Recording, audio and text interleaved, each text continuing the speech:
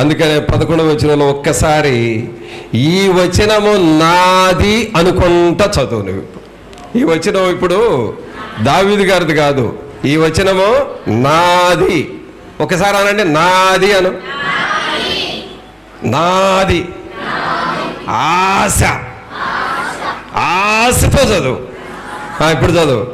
నిశ్చయముగా నీతిమంతులకు ఫలము కలుగుననియు, నిశ్చయముగా న్యాయము తీర్చు దేవుడు లోకములో ఉన్నాడనియు మనుష్యులు ఒప్పుకొందరు. నిశ్చయముగా, నిశ్చయముగా ఎన్నిసార్లు ఉంది? ఎన్నిసార్లు ఉంది? మొదటి లైన్లో ఒకసారి ఉంది, రెండవ లైన్లో ఒకసారి ఉంది, ఇంకా మూడవ లైన్ ఉంటే మూడవ లైన్లో కూడా నిశ్చయం ఉంటుంది, నాలుగవ లైన్ ఉంటే నాలుగవ లైన్లో కూడా నిశ్చయం ఉంటుంది. నీ జీవితంలో ఎన్ని లైన్లు ఉంటే అన్ని లైన్లలో నిశ్చయముగా అంటున్నాడు ప్రభు.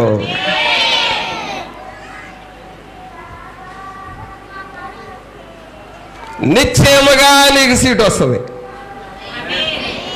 నిశ్చయముగా నీకు ఉద్యోగం వస్తుంది, నిశ్చయముగా నీకు ఆరోగ్యం వస్తుంది, నిశ్చయముగా నీ బాధలు తొలగిపోతాయి, నిశ్చయముగా నీకు ప్రమోషన్ వస్తుంది, నిశ్చయముగా నీ బలహీనతలు పోతాయి, నిశ్చయముగా నీకు రక్షణ వస్తుంది, నిశ్చయముగా దేవుని శక్తి వస్తుంది, నిశ్చయముగా ఈ సంఘాన్ని మాత్రం రగిస్తాడు.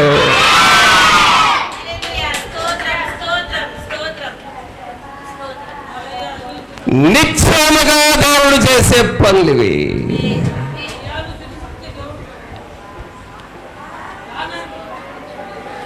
నిశ్చయముగా నిన్ను మండించి దీర్ఘాయుష్మంతురాలుగా, దీర్ఘాయుష్మంతుడుగా నువ్వు అనబోతున్నావు.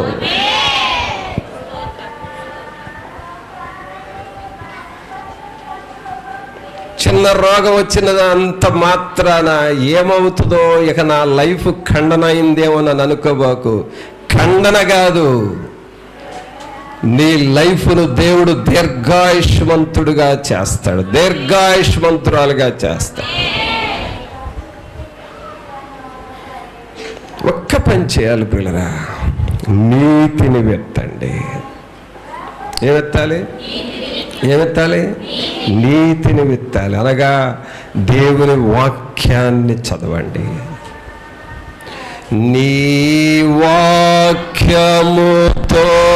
నా హృదయమును నింపుకొనుదేవా, నీ వాక్యముతో నా హృదయమును నింపుకొనుదేవా, నే పాపము చేయకుండా, నే పాపము చేయకుండా, నీ వాక్యముతో నా హృదయమును నింపుకొనుదేవా. అనగా పిల్లరా, వాక్యముతో నింపుకోవాలి. దేంతో నింపుకోవాలి? దేంతో నింపుకోవాలి? వాక్యముతో, దేవుని వాక్యముతో. అంటే ఇక్కడ చెప్పే ప్రసంగాలతో మిమ్మల్ని మీరు నింపుకోండి, చాలు, మీరు ఫలిస్తారు. ఇక్కడ దేవుని సేవకుడు చెప్పే మాటలకు అవి విత్తుకోండి మీ హృదయంలో, మీరు ఫలిస్తారు.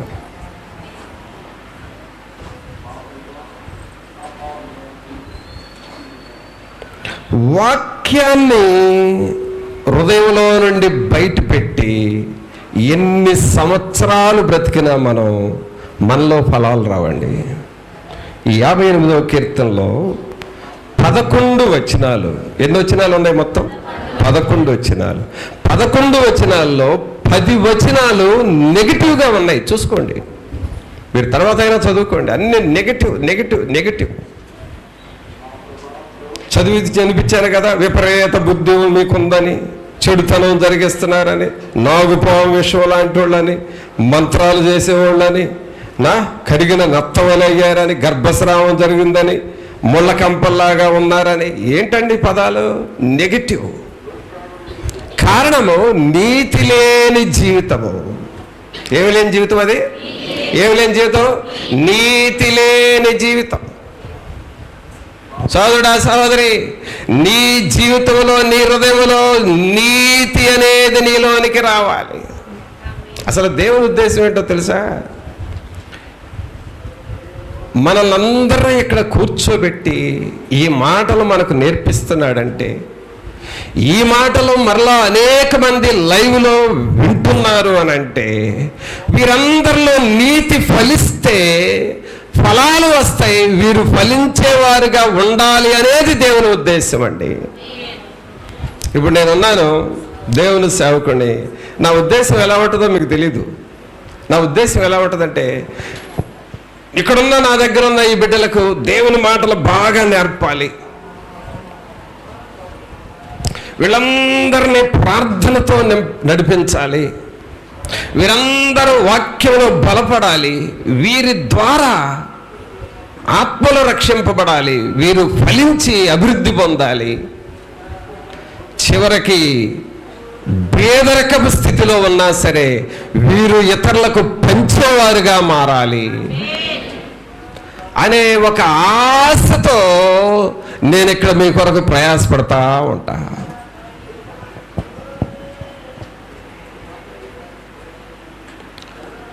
అయితే ఎదురు చూస్తూ ఉన్నప్పుడు ఆ నీతి ఫలాలు వస్తున్నాయా? ఎదురు చూస్తూ ఉన్నప్పుడు అంత రిజల్ట్ వస్తుందా అని చూస్తే రిజల్ట్ ఖచ్చితంగా వస్తుంది. రిజల్ట్ రాకుండా ఎక్కడికి పోదు.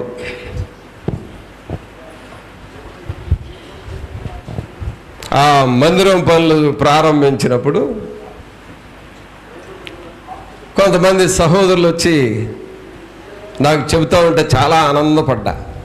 అన్నా, చాలా సంవత్సరాల నుండి ఒక బండి కొనుక్కోవాలని అనుకుంటున్నానన్నా, కానీ బండి కొనలేకపోయాను.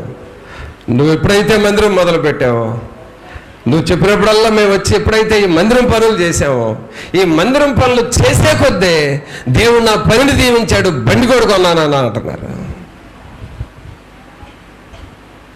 దేవుని పని చేసే కొద్దే నా ఇంటిలో ఆశీర్వాదం చూస్తున్నానన్నా అన్నారు. కొంతమంది దేవుని పని చేస్తా ఉంటే నా శరీర బలహీనతలు కూడా పోయినాయని అన్నారు.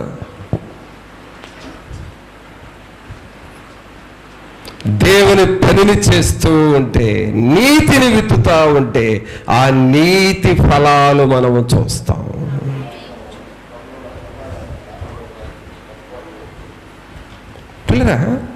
అయితే ఈ మొదటి 10 వచనాల్లో నెగటివ్గా ఎందుకుంది అని చూస్తే, వాళ్ళల్లో నీతి విత్తుకోలేదు, వాక్యము విత్తుకోలేదు.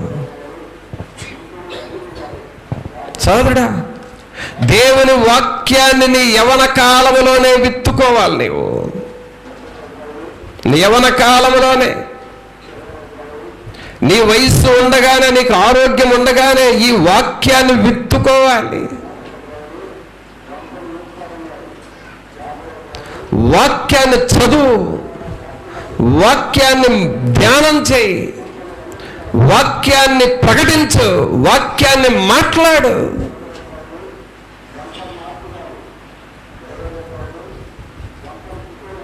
ఒకతనికి ఉబ్బసం, ఎప్పుడు పిల్లి కోతలు వస్తూ ఉంటాయి. ఉబ్బసం, మాట్లాడలేడు, నడవలేడు, ఆయాసం. రకరకాల ఇంజక్షన్స్ చేయించుకున్నాడు, రకరకాల డాక్టర్ల దగ్గరికి వెళ్ళాడు. చివరకు దాదాపు కొన్ని సంవత్సరాల బాధ అనుభవించాడు. సుమారు ఒక 20-22 సంవత్సరాల బాధ అనుభవించాడు. పిల్లి కోతలతో కూడిన దగ్గు, ఆయాసం. 10 అడుగులు వేస్తే 11వ అడుగుకి కూర్చోవాలి. ఎన్ని మందులు, ఎన్ని ఇంజెక్షన్స్, ఎన్ని టాబ్లెట్స్, ఎంతమంది డాక్టర్లు. ఎన్ని రకాల మెడిసిన్స్, హోమియోనైనా, అల్లోపతి అయినా, ఆయుర్వేదైనా, ఎన్ని రకాల మెడిసిన్స్.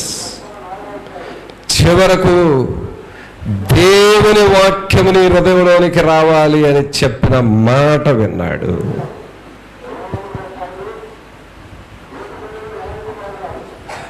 దేవుని వాక్యముని హృదయంలోనికి వెళ్ళాలి. దేవుని వాక్యానికి నువ్వు లోబడాలి. దేవుని వాక్యం నువ్వు చదవాలి. దేవుని వాక్యానికి నీ హృదయాన్ని ఇవ్వాలి.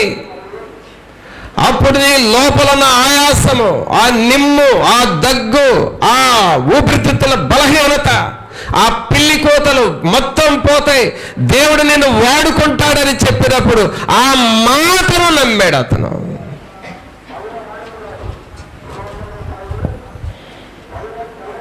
ఆ మాటను నమ్మాడు. అప్పుడు నుండి దేవుని వాక్యాన్ని చదువుతూ దేవుని వాక్యాన్ని లోపలికి తీసుకుంటా ఉన్నాడు. దేవుని వాక్యాన్ని లోపలికి తీసుకుంటూ, ప్రభువా నీ వాక్యం నా లోపలికి రావాలి, నీ వాక్యం నా రక్తంలోకి వెళ్ళాలి, నీ వాక్యం నా ఎముకల్లోనికి వెళ్ళాలి, నీ వాక్యం నా మునుగులోనికి వెళ్ళాలి, నీ వాక్యం నా బలహీనతలోనికి వెళ్ళాలి. ఆ వాక్యాన్ని చదువుతూ స్వస్థత ప్రార్థనలో, అనగా మత్తయి సువార్త 8వ అధ్యాయం అంతా స్వస్థతలతో కూడిన అధ్యాయము. అలాంటి అధ్యాయాలు చదివి చదివి చదివి ప్రార్థన చేసుకున్న తర్వాత అద్భుతముగా దేవుడు అతను స్వస్థపరిచాడు. ఈ రోజున బలహీనత, కొన్ని సంవత్సరాలు తనలో ఉన్న బలహీనత పోయి ఈ రోజున అతను ఒక దైవజనుడిగా మారి లోకములో ఎన్నో స్థలాల్లో దేవుని వాక్యం చెబుతూ ఉన్నాడు. ఏమిత్తాడు? ఏమిత్తాడండి? చెప్పాలి. ఏమిత్తాడు? నీతిని, వాక్యాన్ని విత్తాడు. నీ వాక్యమే నన్ను బ్రతికించెను.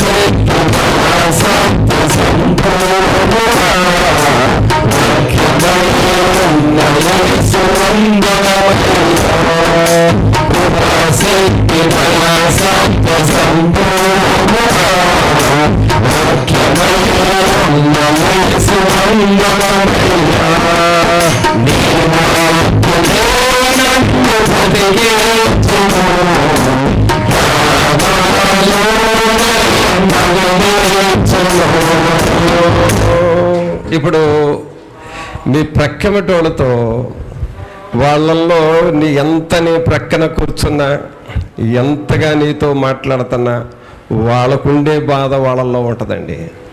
అందుకని వాళ్ళతో ఏమంటావంటే, నీ వాక్యమే నిన్ను బ్రతికించు. ఇప్పుడు దాకేం పాడావు? నన్ను బ్రతికించనని పాడావు. ఇప్పుడు నీ ప్రక్కన కాస్త ఓదార్చి చెప్పు, నిన్ను దేవుని వాక్యం బ్రతికిస్తుందమ్మా అని చెప్పు. అదే మాట పాడు, అదే మాట పాడు. నీ వాక్యమే నిన్ను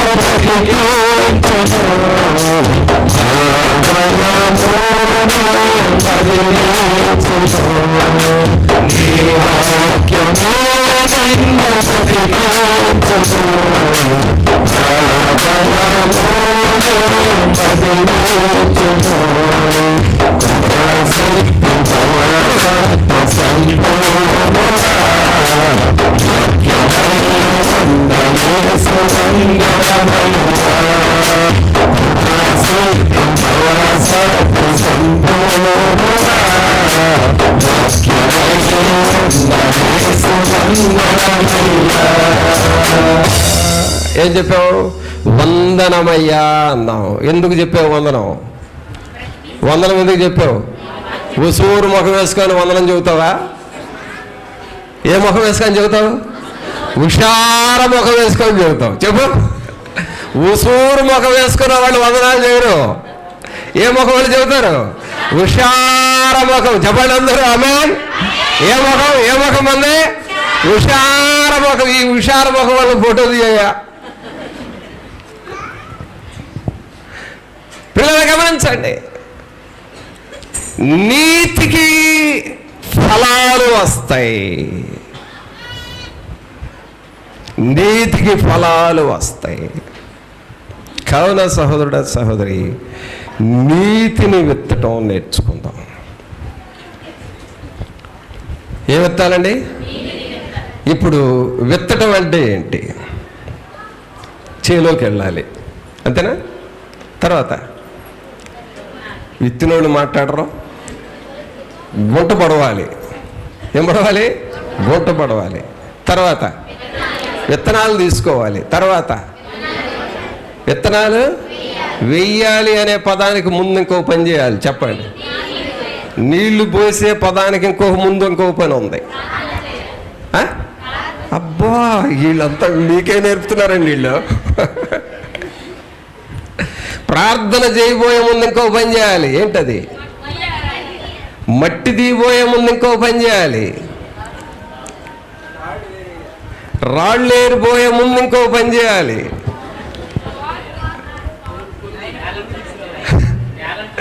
నేలను చదును చేయబోయే ముందు ఇంకో పని చేయాలి. పొలుగు తీసుకురాబోయే ముందు ఇంకో పని చేయాలి. ఏమి లేవు కదా అనండి, ఏమి లేవు అనండి. విత్తనం తీసుకురాబోయే ముందు ఏం పని చేయాలి?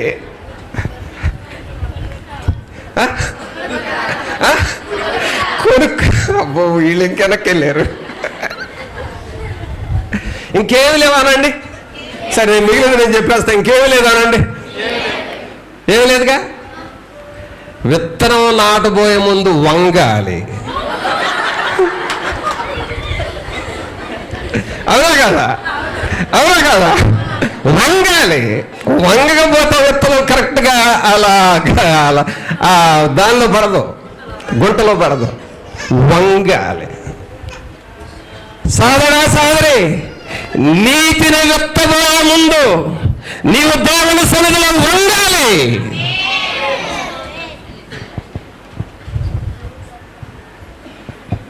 నువ్వు వంగాలి. ప్రభు సన్నిధిలో అబ్రహాము దేవుని సన్నిధిలో వంగి నమస్కారం చేసి ప్రార్థన చేశాడు.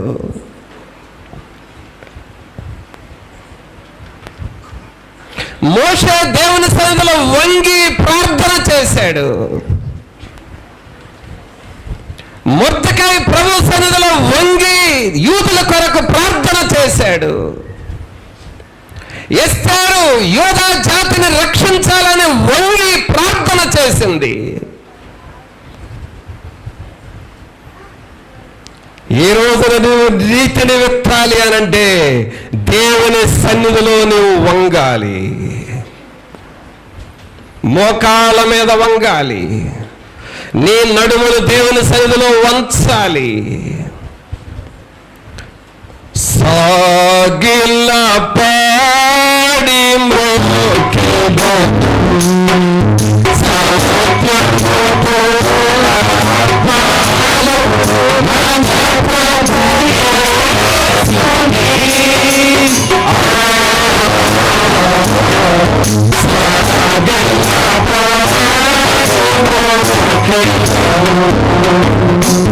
కావున ప్రభువునందు సహోదరుడా సహోదరి, ఈ నూతన సంవత్సరము నీవు ఫలించే సంవత్సరముగా నీతికి తగిన ఫలాలు నీ జీవితంలో రావాలంటే ఆ నీతిని విత్తాలి. ఆ వాక్యాన్ని విత్తుకోవాలి. ఆ వాక్యానికి లోబడాలి. ఆ వాక్యమును విత్తాలి అనంటే దేవుని సన్నిధిలోనూ వంగాలి. దానియేలులాగా, దావీదులాగా, అబ్రహాము వలె నీవు వంగి దినమునకు 3 సార్లు, దానియేలు వలె దినమునకు 7 సార్లు, దావీదు వలె దేవునికి ఉదయం సాయంకాలం దివారాత్రులు అన్నా వలె నీవు వంగి ప్రభువుని స్తుతించాలి. ఎప్పుడైతే ఎలాగూ ఈ సాగుబడి ఈ చదువులు చేయటము నీవు ఎప్పుడైతే చేస్తావో నీతి ఫలాలు నీ జీవితంలో వస్తాయి. ఆమేన్. ఇంకా చూడండి, నీతి ఫలాలు రావాలి అనంటే మనం చేయాల్సిన మరొక పని, కొలస్సీలకు రాసిన పత్రిక తీయండి. కొలస్సీలకు రాసిన పత్రిక 2వ అధ్యాయము. కొలస్సీలకు రాసిన పత్రిక 2వ అధ్యాయము 1-2 వచనాలు చదువుదాం.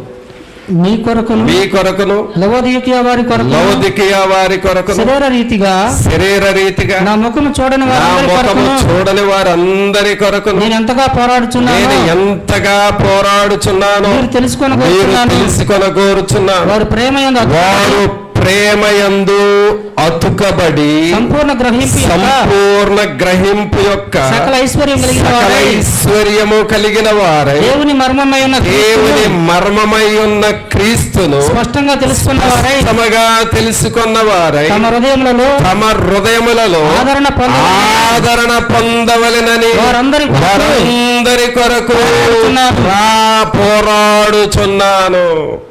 పిల్లరా,